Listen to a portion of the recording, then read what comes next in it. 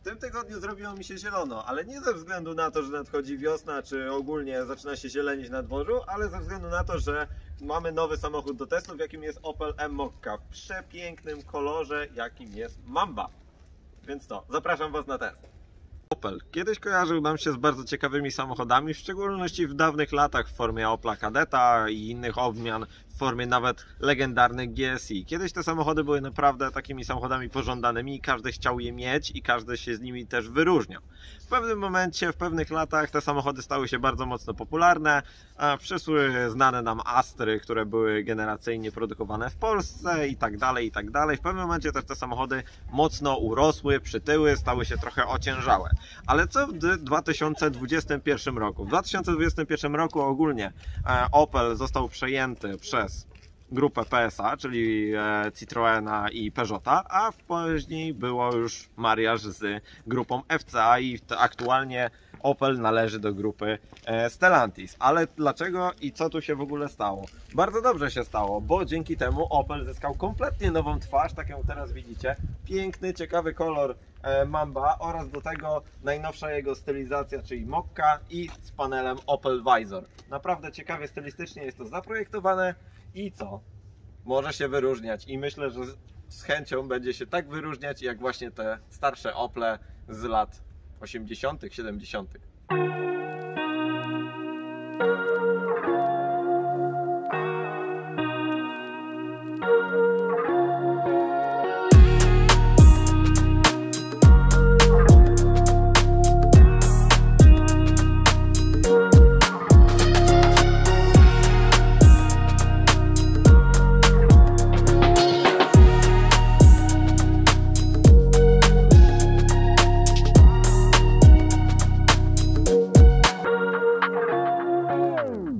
Czas na stylizację najnowszej Mokki w naszym wydaniu. Co w ogóle się zmieniło względem poprzednika, który był taki dosyć obły i dosyć wysokim samochodem i dosyć dobrze się także sprzedawał. Bo stylizacyjnie poprzednio Mokka naprawdę dobrze wyglądała, potem podebrał jej troszeczkę Crossland miano najlepszego samochodu do momentu, kiedy najnowsza Mokka weszła właśnie na rynek. W tym momencie Mokka najbardziej przykuwa wzrok nowych klientów i przyciąga tych nowych klientów do marki Opel. Co tutaj w ogóle się zmieniło? Tak jak zobaczycie, mamy tutaj bardzo duży przedni pas, który jest wykończony takim elementem w formie piano black, ale także on tutaj ma swoją taką strukturę, którą postaramy się Wam pokazać. To jest taki jakby małe nacięcia, które są tutaj zakamuflowane. Ten cały pas przedni nazywa się Opel Vizor. To jest też nawiązanie do starszych samochodów typu Opel Manta czy nowy Opel Manta GSI, który jest zelektryfikowany i jest w formie konceptu. Bardzo sympatycznie to wygląda. Tak jak widzicie, ciągnie się to od lewej do prawej. Także pociągnięte jest takim chromem. Możecie także sobie dokupić pakiet, ja to nazywam pakiet Shadow, czyli po prostu wyciemnienie wszystkich znaczków oraz wszystkich chromów na czarno. Wtedy w ogóle cały ten przedni pas jest w pełni czarny. Ale tak jakbyście zauważyli troszeczkę szerzej, ogólnie nowa Mokka jest bardzo ostro narysowana, jest bardzo mocno pocięta. Maska, która jest naprawdę długa i widać ją z kabiny, posiada takie bardzo ciekawe przetłoczenie na środku, trochę niczym żaglówka mam wrażenie i to faktycznie jest widać podczas jazdy w środku. Widzicie całą maskę i widzicie w pewnym momencie bardzo duży spadek i faktycznie ten spadek tutaj jest, bo Mokka kończy się praktycznie pionowo w dół. Oczywiście także mamy sporo napompowany stylizacyjnie zderzak, także z takimi tutaj dokładkami chromowanymi. To są przeloty i to są faktyczne przeloty, które są i mają zastosowanie aerodynamiczne ze względu na to, że powietrze opływające Mokkę uchodzi tym przelotem, uchodzi tutaj w okolice koła i jest rozprowadzane dalej, więc tak jak możecie zobaczyć, tutaj jest ten przelot i można tutaj sobie wsadzić rękę. Co do dalszych elementów, oczywiście nie zabrakło tutaj stylizacji, tak jak w crossoverach, czyli mamy sporo takich srebrnych wstawek, sporo takiego czarnego plastiku, szarego, no i oczywiście samochód także odpowiednio ma z przodu krótki zwis po pierwsze, a drugie tutaj dosyć wysoko jest zadarty ten nosek, żeby oczywiście łatwiej było jeździć po niepewnych terenach. Warto także zwrócić uwagę na lampy, które są tutaj w standardzie matrycowym i nazywają się Wopla IntelliLux.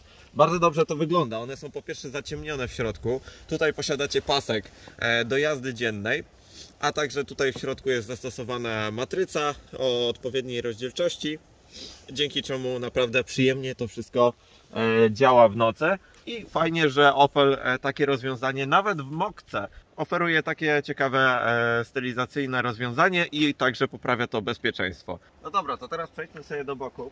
A tutaj też się trochę zmieniło, bo mamy 4,15 długości, jeśli chodzi o cały samochód.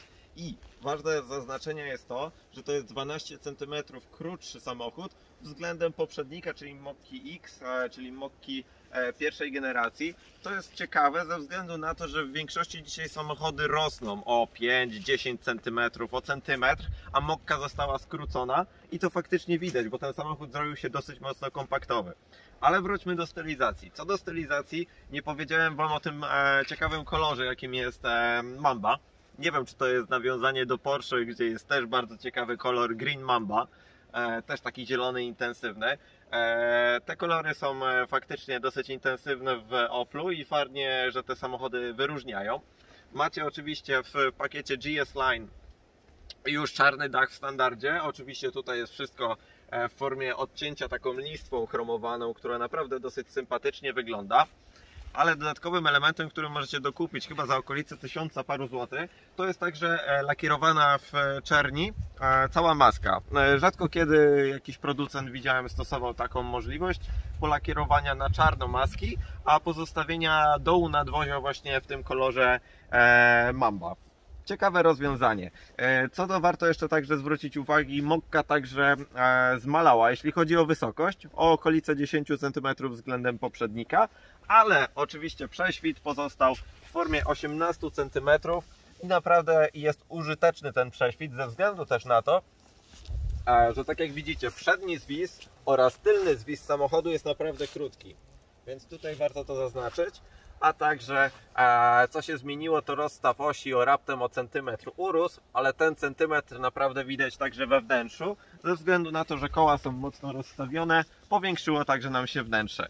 Jeśli chodzi o taki aspekt bardziej techniczny, bardziej użytkowy, to drzwi także zasłaniają progi, więc nie pobrudzicie sobie nogawek ze względu na to, że całe drzwi po prostu dolegają do samochodu bezpośrednio.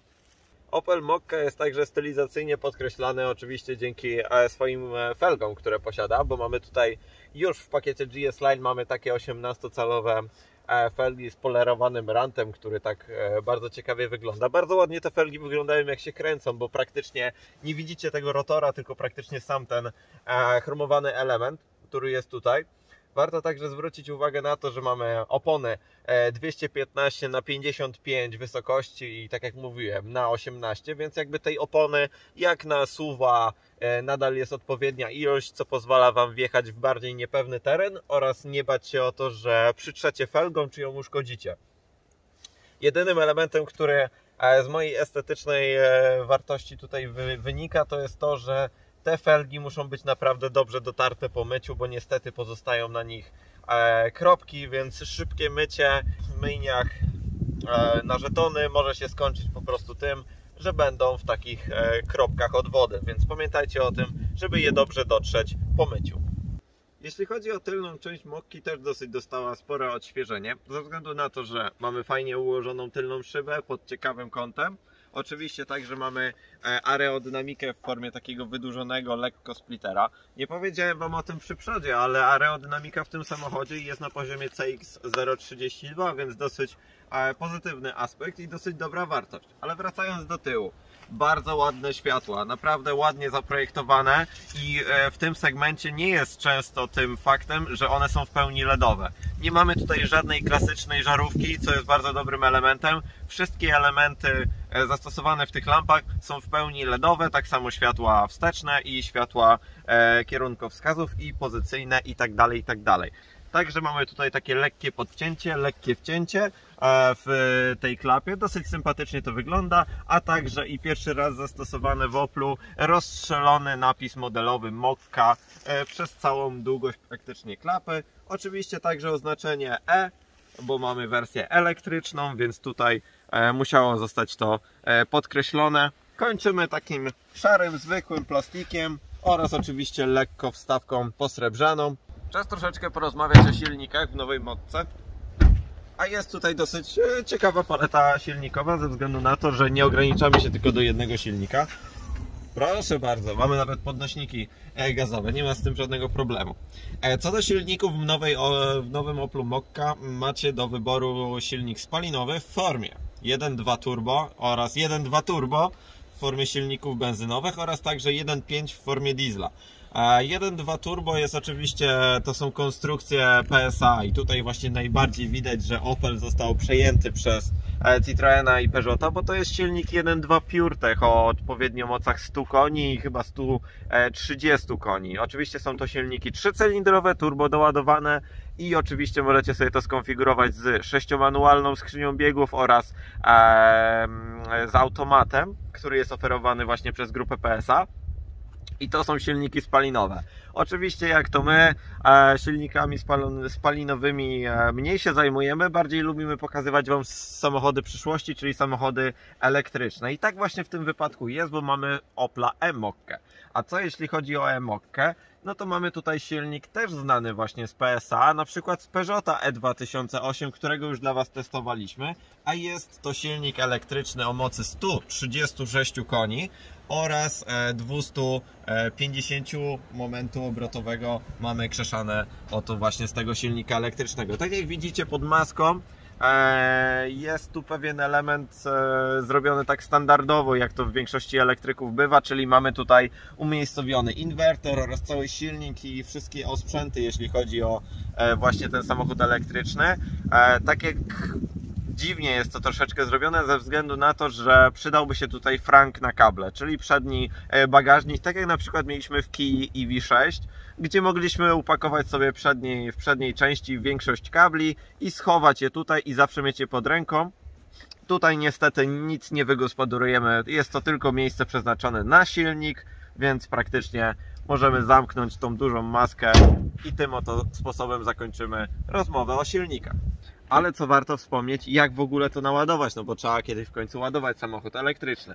I tak, jeśli chodzi o Opla, mamy tutaj w standardzie możliwość ładowania 100 kW energii możecie dostarczyć do tego samochodu. To jest naprawdę już spora wartość ze względu na to, że na przykład brat bliźniak Peugeot E2008 wymaga dopłaty już do tego, żeby faktycznie było 100 kW mocy z prądu DC, czyli stałego, czyli z takich ładowarek szybkich typu faktycznie jak Ionity czy Greenway. Jeśli chodzi o naszego Opla e-Mokkę, mamy tutaj 50 kWh zebrane w naszej baterii, czyli tak standardowo. 46 mamy użytkowej, no bo ten bufor zawsze musi zostać gdzieś w baterii, czyli 46 kWh to jest jakby użyteczna pojemność tej baterii. No to udało nam się dojechać po próbach autostradowych, a teraz czas na zobaczenie faktycznie, jakie moce ładowania osiągnie nasza nowa Mokka E. Znowu sieć Ionity, przypominamy Ionity z Kii EV6, którą ostatnio żeśmy mieli, ale nie zmienia to faktu, że mamy kilka nowych słupków tutaj w okolicy trasy między Warszawą a Poznaniem, a my chcemy sprawdzić nową Mokkę, czy faktycznie to, co producent podaje, czyli 100 kW mocy, jesteśmy w stanie przyjąć. Mamy samochód rozładowany do 30 paru procent i bateria jest ciepła ze względu na to, żeśmy jeździli po autostradzie, a my co? I co? Podpinamy naszego potworka do prądu. Opa. I tak jak tutaj widać, mamy przygotowywanie do ładowania. Osiągnęliśmy moc w piku okolice 70 kW mocy wpakowanej w nasz samochód, ale przy 42% już spadamy z energią do 50 kW energii, więc jakby 100 kW nie osiągnęliśmy nawet przy 30% energii, ale okolice 70-65 kW wpakowywanej energii w ten samochód z tej sieci Ionity. Myślę, że i tak to jest naprawdę dobry wynik, bo bateria to jest raptem 46 kWh do użytku, więc jakby i tak długo nie będziemy czekać, żeby naładować ją chociaż do 80%. Mamy 83% naładowania naszej baterii w samochodzie. Już teraz nam moc niestety spadła do 22 kW, ale to i tak jest dosyć wysoka wartość, jak na 80 parę procent, bo niektóre samochody potrafią już przy takiej wartości spadać nawet do 10 czy do 8 kW mocy wpakowanej do naszej baterii. No to tak jak widzicie, mamy 29 minut, wpakowaliśmy 22,8 kWh. Tak wygląda życie z elektrykiem, ładowanie na takich stacjach, nawet właśnie faktycznie koło autostrady czy w miastach. I fajnie, bo Opel umożliwia Wam ładowanie szybką mocą nawet tych 70 paru kW. Ciekawą rzeczą jest to, że zastosowano tutaj dwie możliwości, jeśli chodzi o ładowarkę pokładową, czyli do zwykłego prądu przemiennego, czyli na przykład ze zwykłego gniazdka, albo z wallboxa, albo z publicznej ładowarki. Zwykłe, standardowe złącze Type 2 podpinacie do samochodu i ładujecie. Możecie ładować oczywiście z standardowego gniazdka, tak jak tutaj macie, ładowarkę 230V. Co prawda, podstawowa ładowarka jest dosyć z niewielkim prądem ładuje, bo to jest tylko 8 amperów i dostarcza Wam 1,8 kW energii, więc to jest naprawdę niezbytnio za duża wartość, ale fajnie, bo jest wyposażona w taką ciekawy case, który jest takim pancernym case'em. Możecie się ładować albo z mocą 7,4, albo po dopłacie możecie już ładować się z mocą 11 kW. Myślę, że ta druga opcja jest warta do kupienia, bo zaoszczędzi Wam czasu, na przykład w galeriach handlowych czy w innych punktach dystrybucji energii. Czas na bagażnik. A pierwszą rzeczą, którą bardzo mnie irytuje w tym samochodzie, to jest fakt, że ja wsadzam w większości rękę tutaj, a tutaj niestety żadnego czujnika, żadnego guzika nie ma.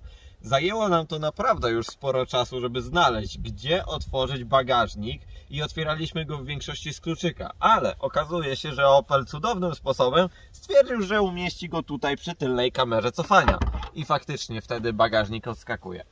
Bardzo niefortunne umiejscowienie. Co do wielkości bagażnika, mamy tutaj 310 litrów w wersji elektrycznej. W wersji spalinowej mamy 350 litrów, więc tak jak widać, samochód elektryczny niestety zabiera nam 40 litrów z pojemności bagażnika. Co do funkcjonalności tego bagażnika, oczywiście macie jeden haczyk, drugi haczyk z drugiej strony. Fajnie, bo podświetlenie, które jest tutaj zamontowane, co prawda w tym momencie się nie świeci, ale wieczorem się świeci i jest tutaj dioda LEDowa, więc dosyć dobrze to doświetla. Ale niestety to, co mnie irytuje w samochodach, które nie mają przedniego bagażnika, tak zwanego franka w elektrycznych odmianach, niestety to jest ładowarki i wszelakie kable, które musicie wozić ze sobą i zabierają Wam niestety trochę pojemności z bagażnika. Widać, że tutaj Opel zastosował jakąś opcję w formie podwójnej podłogi, lecz w naszym cenniku w ogóle ona nie występuje, więc może być tak, że na jakichś innych rynkach możecie zakupić podwójną podłogę, która faktycznie może rozwiązać problem walejących się kabli po lewej i po prawej stronie, bo po prostu ukryjecie sobie te kable pod podwójną podłogą. A teraz czas na troszeczkę większą ilość bagażnika, czyli 1005 litrów. Możemy sobie złożyć tutaj oczywiście oparcia tylnych rzędów foteli i w tym momencie macie 1005 litrów pojemności. Co prawda, no tutaj próg jest spory i tak jak jeśli nie posiadacie tej podłogi, a nie możecie jej zamówić w Polsce, więc no niestety płaskiej podłogi w bagażniku nie macie co oczekiwać, ale wartości są już naprawdę nawet przyjemne.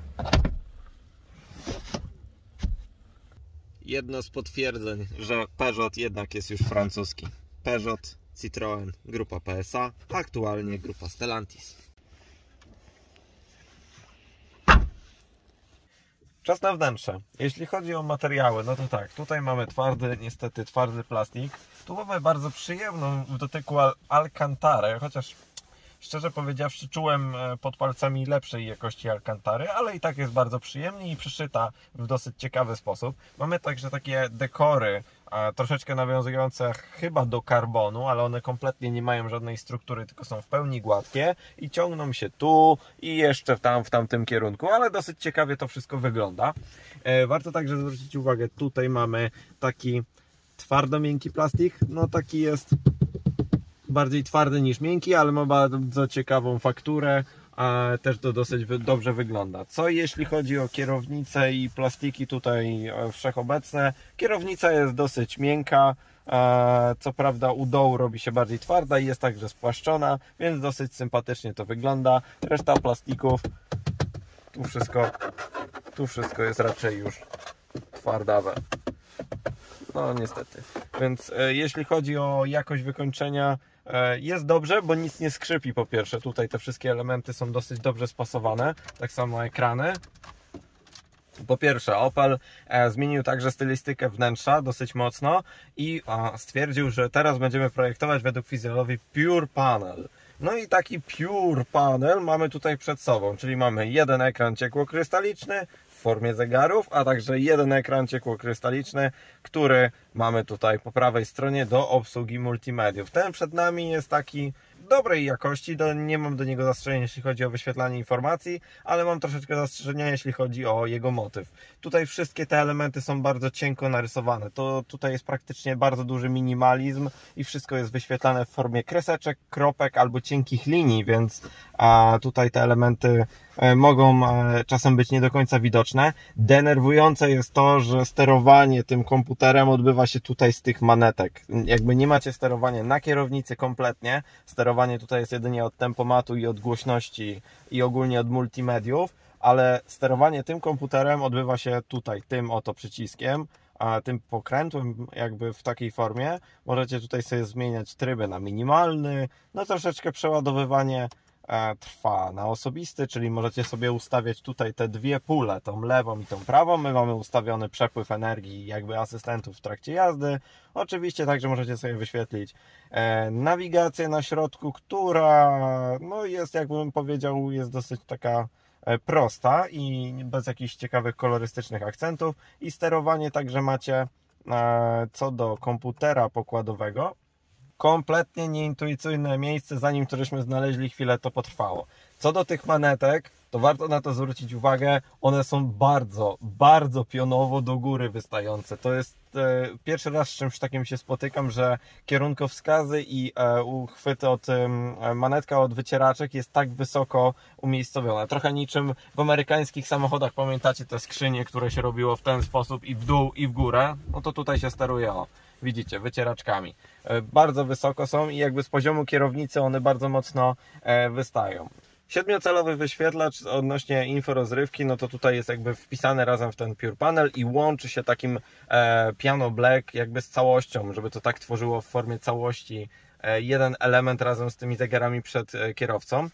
Co do jakości w ogóle tego systemu rozrywki, no to on jest naprawdę bardzo, bardzo prosty. Tutaj nie macie jakby za dużo elementów, w których możecie się zagłębić. Oczywiście macie jedną kartę odnośnie elektryki, czyli tą literkę E. Macie także możliwość podłączenia swojego telefonu, wyświetlenia nawigacji, która jakby jest tylko w takiej formie i tak jak mówiłem jest dosyć taka prosta i znana faktycznie z grupy PSA, jest tutaj w szczególności zaciągnięta, oraz także audio, które jest wyświetlane. Denerwującym elementem jest to, że tutaj pozostały paski odnośnie klimatyzacji, które w Peugeotie faktycznie sterujecie z poziomu ekranu głównego, bo nie ma panelu fizycznego, który jest tutaj na dole.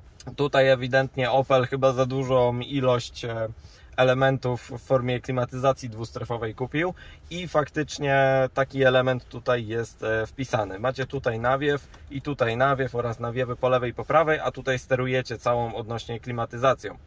Macie także pokrętło jedno, które steruje klimatyzacją, pokrętło drugie, które też steruje klimatyzacją, a także możecie sobie sterować klimatyzacją z poziomu tego ekranu. No tutaj widać po prostu to, że ten system został zaciągnięty z grupy PSA, a ten element po prostu chyba Opelowi został. Macie oczywiście podgrzewane przednie fotele, trójstopniowo oraz co? Bardzo długo żeśmy szukali, gdzie ma być kierowany strumień powietrza.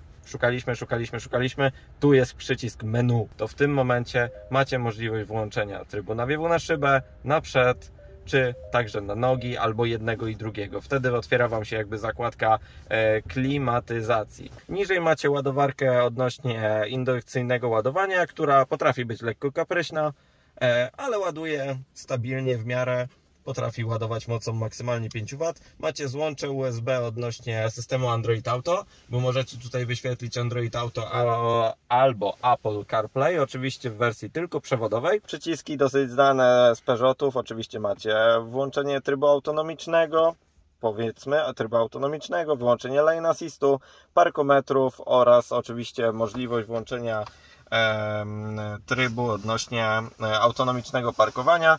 Przycisk znany z Peugeota E2008 odnośnie trybów jazdy, czyli tryb Sport, Normal oraz Comfort, oraz taki selektor biegów w formie takiej łezki, takiego trymera, no znany na przykład z grupy Volkswagena, tam też było takie rozwiązanie. Macie tryb wsteczny, oczywiście także macie kamerę tylną oraz kamerę 360 stopni, która działa w pewnej zasadzie w formie tworzenia śladu, czyli jak cofacie, to ona sobie dopisuje elementy, bo niestety Opel Mokka nie posiada kamer pod lusterkami obserwującymi lewą bądź prawą stronę, więc to jest taka troszeczkę wada. 2 cup holdery o różnej wielkości. Myślę, że schowacie tutaj w miarę małe espresso, a co do bocznych części w drzwiach, no to tutaj już się mieści naprawdę spora wielkości butelka, myślę, że nawet 1,5 litra. Szybki test siadania ze sobą, czyli sprawdzamy tylny rząd siedzeń. Otwór drzwiowy jest dosyć wąski, więc jakby wsiadanie też jest dosyć specyficzne, ale bez problemu jakby miejsca na nogi mam nawet sporo, bo przed kolanami jeszcze z dobre 5 palców. Nad głową jest bardzo dużo miejsca. Ogólnie w tym samochodzie jest dosyć mocno wysoko ten dach tutaj pociągnięty i naprawdę wysoka osoba, nawet powiedziawszy w kapeluszu, usiądzie. Jeśli chodzi o ergonomię foteli, dosyć płaskie, jakby tutaj kanapa jest jednolitnie zrobiona, oczywiście alcantara, skóra ekologiczna, dosyć wygodnie się tu siedzi, bez problemu. Co prawda nie mamy żadnej regulacji, jeśli chodzi o oparcie, więc to tyle. Nawet nie mamy niestety podłokietnika na środku, ale segment B, czyli po prostu szerokość auta na to nie pozwala. Na środku niestety, nawet w wersji elektrycznej pozostał próg z wersji spalinowej. Szczerze powiedziawszy, troszeczkę mnie to dziwi, bo samochody elektryczne najczęściej mają płaską podłogę i tego elementu w ogóle nie ma. Warto także wspomnieć, że posiadamy tutaj 2 złącza USB, więc wasze dzieciaki mogą ładować 2 telefony w tym samym czasie i nie kłócić się na przykład o dostęp do prądu. I to chyba tyle, jeśli chodzi o tylny rząd. Czas na mały przerywnik odnośnie Opla Mokki. Nie zapomnijcie o tym, że jeśli chodzi o samochody, to nie tylko testujemy Opla, testujemy także inne samochody. Zobaczcie na naszą stronę internetową motookiem.pl, gdzie będziecie mogli przeczytać nasze artykuły, zobaczyć nasze zdjęcia, a także i obejrzeć nasze wideo. Tam znajdują się wszystkie samochody testowane przez Motookiem. Nie zapomnijcie zasubskrybować i zobaczyć właśnie motookiem.pl. A my wracamy już do testu.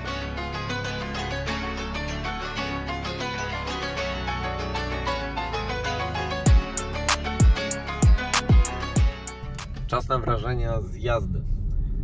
A przy samochodach elektrycznych jest to w szczególności trudne, ze względu na to, że nie mamy co oceniać, jeśli chodzi o skrzynię biegów, przełożenia, jak samochód pracuje razem z gazem, bo po prostu samochód jak nacisnę, to przyspiesza. Jak nacisnę hamulec, to hamuje. I to jest po prostu czysta analogia i tu nie ma większej filozofii w tym. Jedynie co może być ten efekt spotęgowany mocą samochodu, czyli że albo katapultuje ci od razu łup zagłówek, tak jak na przykład w Tesli, w Audi e-tronie, w Taycanie i tak dalej, albo w takim bardziej pospolitym samochodzie, jakim jest Mokka, czyli po prostu jedziecie i tak jakbyście jechali zwykłym, standardowym, spalinowym samochodem. Co do ogólnie działania Mokki, ja jestem bardzo zadowolony, bo tak, samochód jest naprawdę pewny, bardzo przyjemnie wybiera nierówności i cicho pracuje zawieszenie. To jest bardzo fajne, bo zawieszenie działa tak na zasadzie wytłumionej. Nie słyszycie, że te wahacze działają, pracują. To jest naprawdę komfortowa i przyjemna jazda, więc każdy manewr także jest dosyć szybko przenoszony na asfalt i nie ma tego takiego wrażenia gumki recepturki na środku. Jest od razu, widzicie, lekko w lewo, lekko w prawo, on od razu sobie to przenosi na asfalt. Więc układ kierowniczy, układ zawieszenia naprawdę przyjemnie, nie wyróżnia się na tle innych samochodów, jest naprawdę poprawnie. Co do silnika, bo tutaj chyba trzeba troszeczkę wspomnieć, ten pokrętło typu Drive Mode, które mamy tutaj, bardzo mocno wpływa na jazdę. Tryb Eco, jak Opel podaje, bo to jest ciekawe, Opel podaje dokładne wartości, jakie macie mocy w danych trybach. W trybie Eco jest okolice 90 koni. No i tak jak widzicie, ja naciskam pedał przyspieszenia, a on naprawdę niechętnie przyspiesza. To jest takie dosyć mocno leniwe przyspieszanie i to jest odczuwalne. W trybie normal już jest o wiele lepiej, bo już macie do dyspozycji chyba 109 koni, więc jakby tutaj już możemy lekko docisnąć, już poczuć się bardziej pewnie, bo macie lekki zakręt w lewo, w prawo i jest naprawdę przyjemnie. W trybie Sport już macie do dyspozycji pełne 132 konie i pełną moc 260 Nm, więc tutaj już jest żwawo, żwarcie i jakby on naprawdę szybko przyspiesza.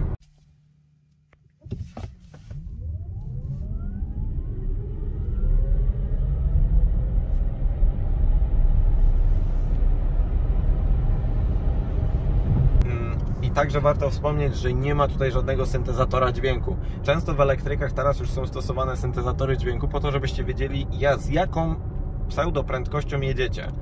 Tutaj tego w ogóle nie ma, to jest tak jak kiedyś było w elektrykach.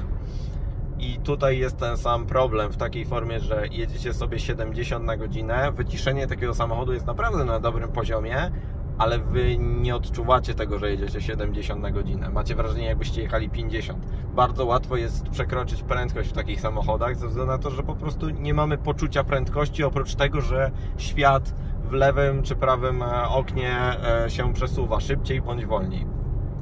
Ale jeśli chodzi tutaj o dynamikę Mokki, w trybie Sport naprawdę przyjemnie to przyspiesza i myślę, że jest wystarczająco jak na jazdę miejską i jazdę pozamiejską, którą ten samochód też jest w stanie wykonać.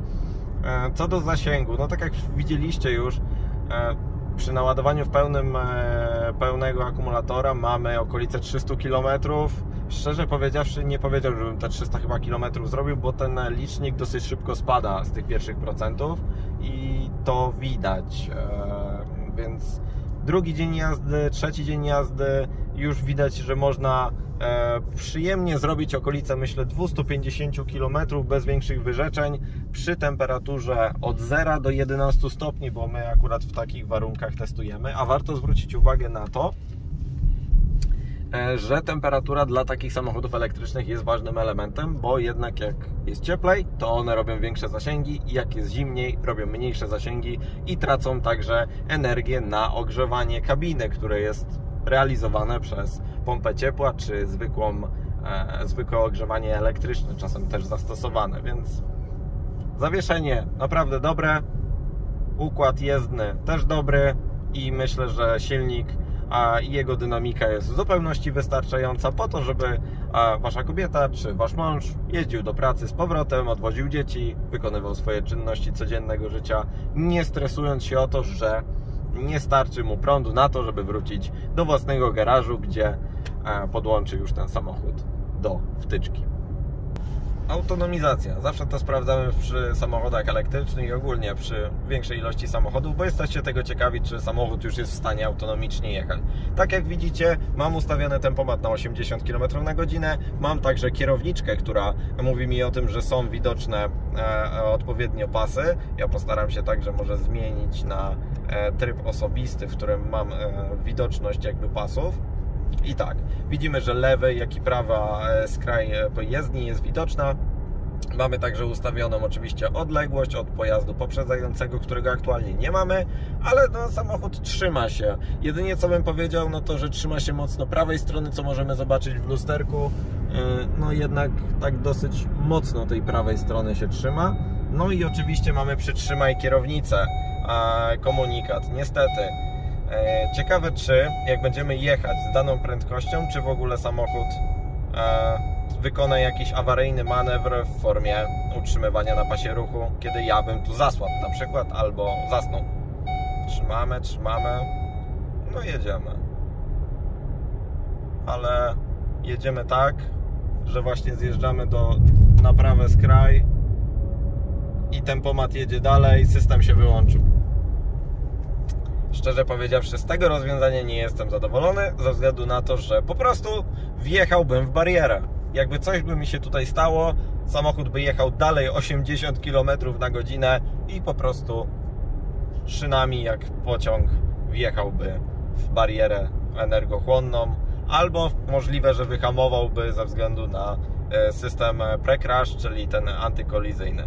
Tak to wygląda i tak działa system autonomiki w nowym Opelu e-Mokka. Podsumowanie i ewentualne ceny. To może zacznijmy od tego drugiego. Ceny, jeśli chodzi o Opla e-Mokkę, zaczynają się o e-Mokkę, czyli wersję elektryczną, zaczynają się od 140 tysięcy złotych. W tym momencie była jakaś tam podwyżka, czyli mamy okolice 141 tysięcy złotych.